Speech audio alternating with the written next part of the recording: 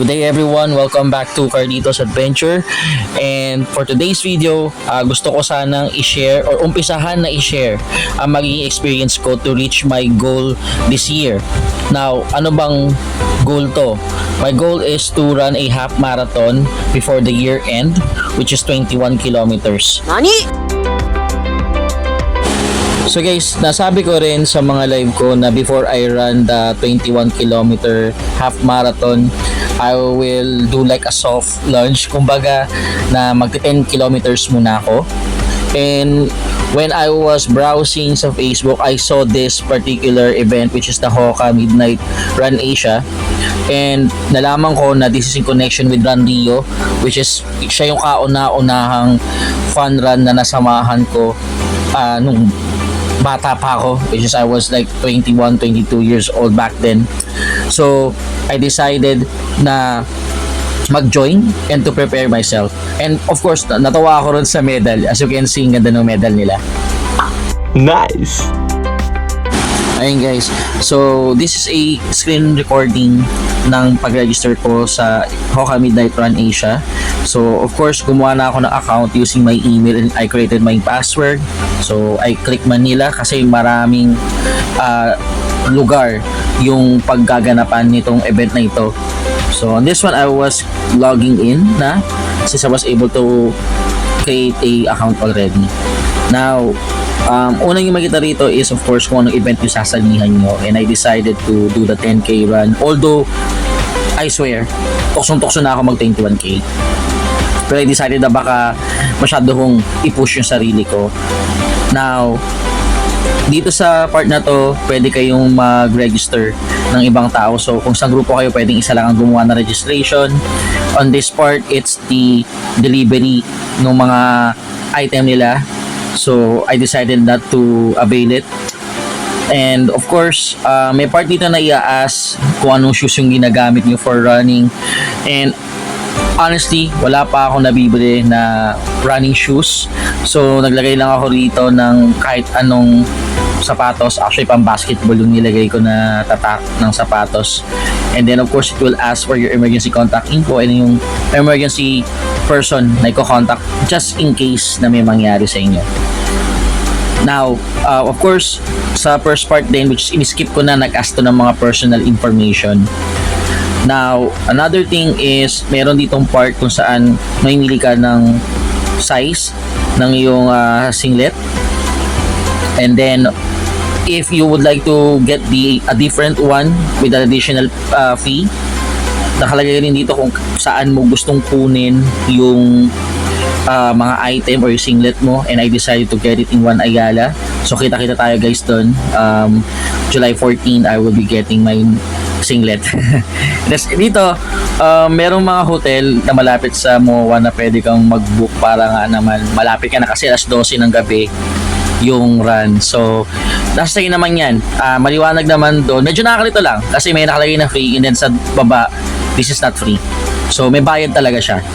And then after that, kumuha rin ako ng health insurance, or I'm not sure, accident insurance natin, just in case may mangyari sa akin para covered tayo. And then second page is yung pag-accept ng mga terms and conditions, and of course this part is the payment, and I decided to pay via credit card. By the way, kung napapansin nyo, meron lagay na time remaining. Kasi kapag natapos yung time remaining at di ka patapos mag-register, uulit ka sa umpisa. And as you can see, I was able to successfully register sa event.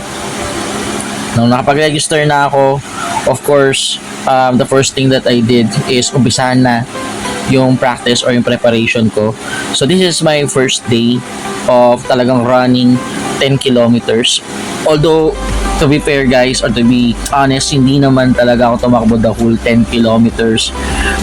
Mas marami pa rin yung nilakad ko, pero not the normal walk. Ano siya, para siyang fast walk. And of course, as much as possible, tumakbo ako. Now, sa bandang dulo, makikita nyo kung gaano katagal yung 10k na ginawa ko. Dito lang naman yan sa neighborhood namin, para safe, kasi nga medyo madaling araw ako nag-start na tumakbo.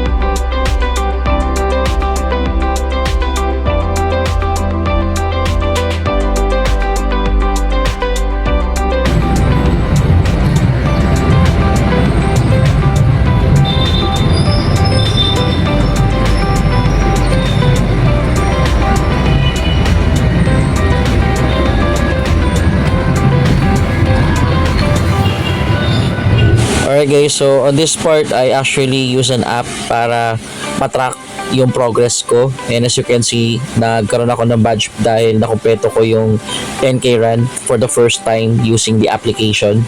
So, dito naman sa part na to, it's a video showing lang kung saan ako tumakbo or tracking ko saan ako tumakbo. And again, I just run within our neighborhood.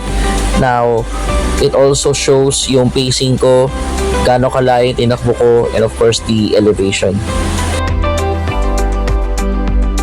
Alright guys, kung napansin nyo dun sa umpisa nung video ditong application na to, it took me 1 hour and 18 minutes for the 10 kilometer. Itong part na to is I'm very happy kasi napatunayan ko sa sarili ko na kaya ko nang takbuhin yung 10 kilometers. Now the goal is mas maging mahaba yung time na tumatakbo ko or as much as possible bago yung event man lang majority ng 10 kilometers tinatakbo ko na siya.